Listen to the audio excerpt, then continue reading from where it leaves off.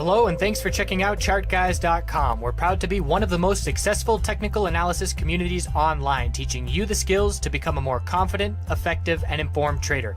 Join our community of hundreds of analysts worldwide working together to learn the charts, generate profit, and achieve financial independence. Sign up for a 1-week free trial, no credit card required, for access to daily live chart analysis and market coverage, a thriving chat community, along with dozens of hours of exclusive educational materials.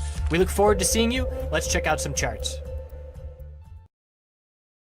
Looking at the tech sector, so XLK dumping after the all-time high, filling the gap to the downside at 57.28. We have the support of the last Thursday dump.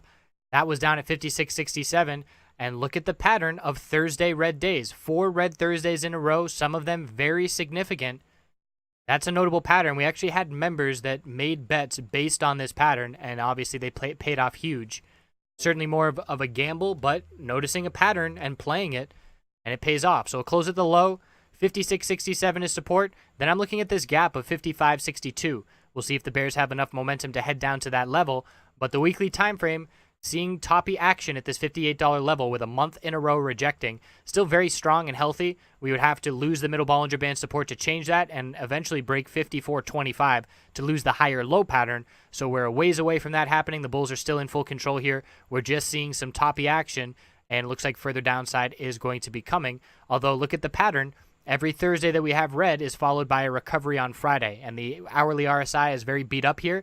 So we'll see if that pattern plays out yet again.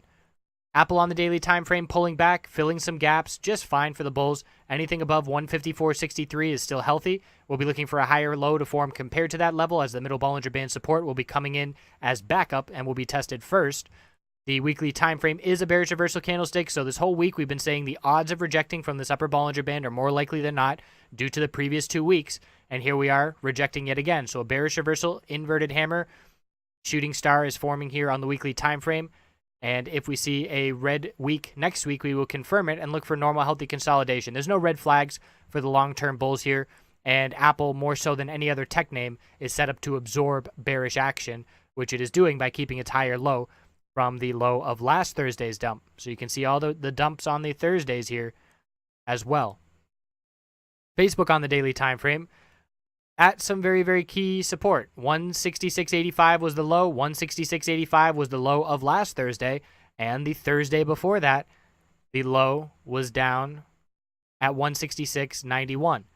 So we are building a base of support. It is a descending triangle pattern where we have our high, lower high, lower high, and a horizontal base of support. If we break this level, there's a gap to fill at 166.01, and then I'm looking down at 163.86. So Apple or Facebook is positioned well to hold this off in terms of changing any kind of trend. Look at how much wiggle room we have. This is still a bull flag pattern on the weekly time frame, even though we haven't gotten follow through to the upside yet.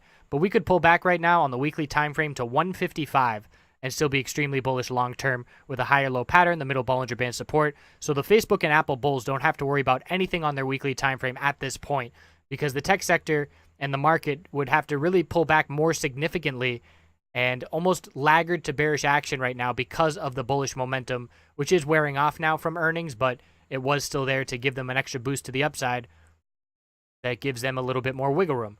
So that's what we've got as we head into tomorrow, and we'll check back in over the weekend to see if we do get any follow through to the downside, which has not happened after a Thursday in the past month. Keep an eye out for those patterns, and we'll see if we can get a break in that pattern.